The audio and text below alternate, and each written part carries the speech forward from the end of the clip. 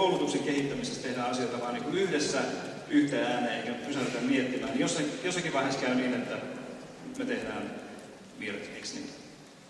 Ja mä oon sitä mieltä, että jos katsotaan niin kuin kansainvälisesti koulutuksen kehittämistä, tässä on juuri käynyt näin, että on uskottu siihen, että kaikki menee niin kuin samassa rytmissä samaan aikaan, kaikki huutaa sitä samaa mantraa ja silloin meidän käy niin kuin huonosti. Kilpailu on tullut entistä kovemmaksi. Ja kilpailu koskee siis kaikkia, ei pelkästään, että koulut kilpailevat keskenään tai että opettajat ja rehtorit kilpailevat toisiaan vastaan, vaan myös se, että tämä oppilaita koskeva kilpailu on lisääntynyt. Ja tämä on semmoinen trendi, millä ei näytä olevan niin kuin loppu. Eli se ajatus siitä, että koulutusta ja koulujärjestelmiä ja paikalle tässä koulutointa voidaan hoitaa niin kuin liiketoimintaa on hyvin yleinen.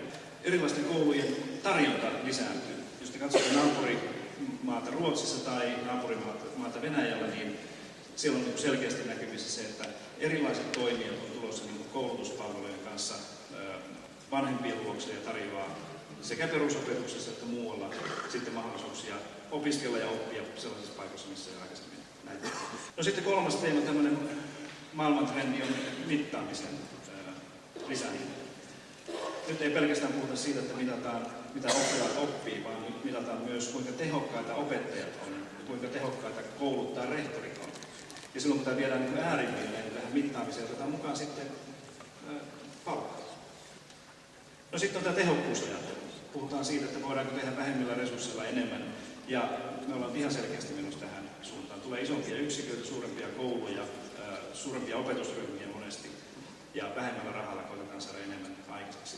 Ja ihan varmasti käy niin, että tulevaisuudessa meidän yksittäisiä kouluja ja koko koulujärjestelmää entistä enemmän mitataan myös sitten tämmöisen tehokkuuden indikaattoreita.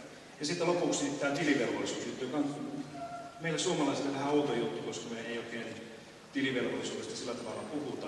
Mutta missä tahansa muualla, mihin, jos menette tällaisiin vastaaviin seminaareihin, kokouksiin, niin sitä tilivelvollisuusasia on keskeinen kysymys. 80-luku oli tämmöisen niin kuin filosofisen niin kuin peruskysymysten pohdinnan aikaa, joka antoi sitten niin kuin, tavallaan hyvän pohjan miettiä näitä opetusmenettelyjä, millä tavalla me opetetaan, miten me saadaan lapset oppimaan niin, että me voidaan jollakin tavalla seurata tai noudattaa tämmöistä konstruktiivista aktiivisen oppimisen ja 90-luvun kehittämisellä se, että me tämän koulun tason tai paikallisen tason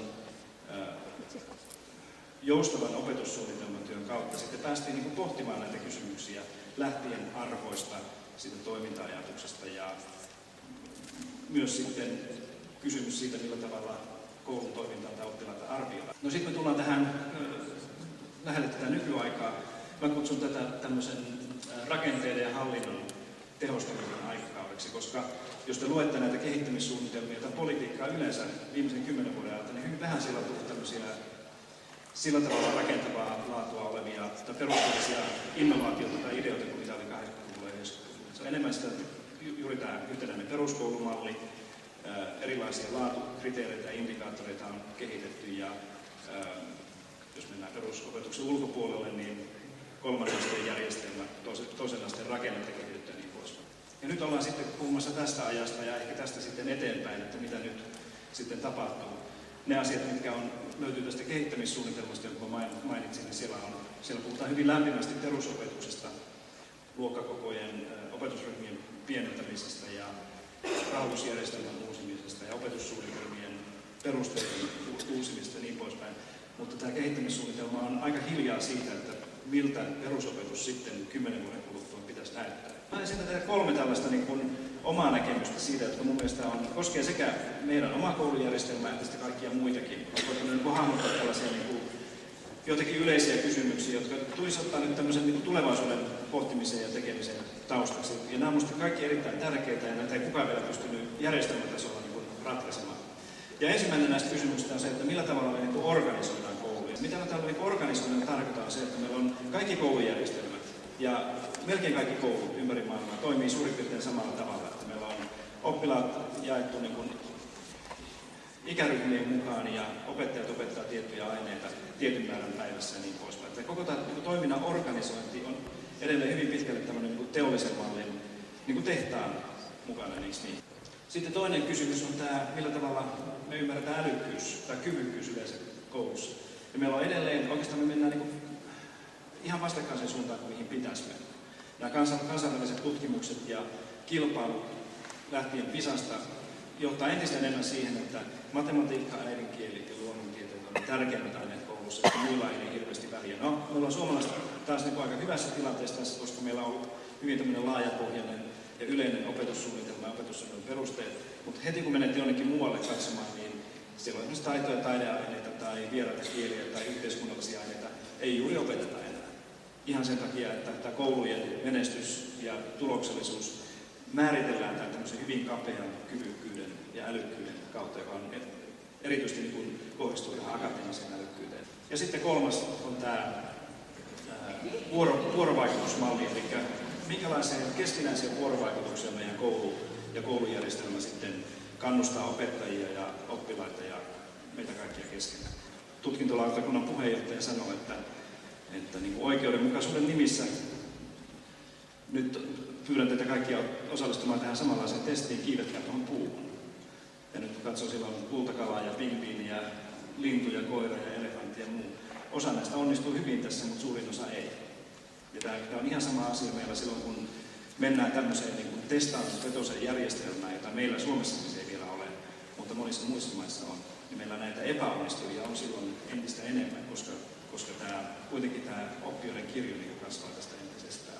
Mitä niin kuin menneisyyden koulutuksen kehittämisen osalta voitaisiin ennustaa siitä, että mihin asioihin nyt sitten jatkossa pitää kiinnittää huomiota? Mä olen ihan yksinkertaisuuden vuoksi jakanut tämän meidän koulutuksen kehittämisen kahteen tämmöiseen isoon loogiseen aikakauteen, josta tämä ensimmäinen, joka tulee jonnekin 90-luvun puolella, eli silloin kun tehtiin tämä 90-luvun opetussuunnitelma, pantiin sen tosissaan kuntia kouluihin käytäntöön. Me ei enää voida puhua niin kuin, käyttää tätä selviytymistä tai perässä juoksemista niin kuin tämmöisenä loogisena syynä siihen, että miten asioita pitäisi hoitaa, vaan nyt me tarvitaan tämmöinen uusi idea, uusi visio tai unelmasta tässä. Minkälaista koulua me nyt ollaan kehittämässä? Minkälainen on se 2020-2030 yhtenäinen peruskoulujärjestelmä tai koulujärjestelmä yleensä? Minkälaista koulua me nyt ollaan kehittämässä? Minkälainen on se 2020-2030 yhtenäinen peruskoulujärjestelmä tai koulujärjestelmä yleensä? Perinteinen luokkahuoneessa tapahtuva opettaminen, opetus ja oppiminen tulee joka tapauksessa vähentymään. No tästä tietysti seuraa sitten se, että tämmöinen henkilökohtaisen opiskelun ja henkilökohtaisen yksilöllisen tai yksilöllistetyn opettamisen määrä ja rooli vahvistuu. Ja tässä mä haluan olla hyvin tarkkana siinä, että kun puhun yksilöllisestä tai henkilökohtaisesta opiskelusta tai opettamisesta, ei tarkoita sitä, että oppilaat tekee tai opettaja tekee yksin asioita.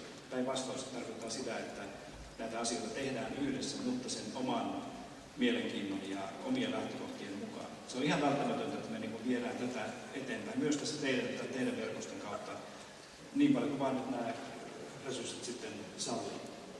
No sitten tämä sosiaalisen kasvun ja pääoman merkitys kasvaa ihan varmasti koulussa. Täällä joku puhuu alussa tästä ihmisyydestä ja kuinka tärkeää nämä arvot ja muut on. Nyt me ollaan menossa kaikkialla siihen suuntaan, että meidän nuoret ja lapset ja aikuiset käyttää paljon aikaa tietokoneiden ja Facebookin ja internetin ja muiden asioiden kanssa ilman, että on tekemisissä suoraan niin kuin toisten ihmisten kanssa. Ja mä näen tulevaisuuden koulun selkeästi sellaisena paikkana, jossa tämä sosiaalisen kasvun ja yhteisöllisyyden ja yhteistoiminnallisuuden merkitys tulee ehkä olemaan tärkeämpi kuin mitä on sitten tämmöisen perinteisen akateemisen tiedollisen oppimisen merkitys. Ja silloin meidän täytyy niin kuin nyt jo tavallaan olla valmiina sitten siitä, tätä varten. Ja sitten tämä luovuus ja tämän osallistumisen niin kuin mukanaolon merkityksen mukaanottaminen siihen, silloin kun keskustellaan ja mietitään siitä, että mitkä koulut menestyvät, tai millä tavalla koulujen vastaus on aina ihan samanlainen, että jos kysytään, että missä te olette hyvä, niin suurin osa meistäkin nähdään, että mä en ole missään hyvä, mä osaan tehdä niin kaikenlaisia asioita. Ja nyt meidän tulevaisuudessa meillä pitää olla sellainen koulu, jossa entistä enemmän näitä nuoria, silloin kun ne lähtee peruskoulusta pois, ne osaa sanoa opettajille tai vanhemmille tai itselle, että mä tiedän, missä mä oon, mikä se on oma vahvuus.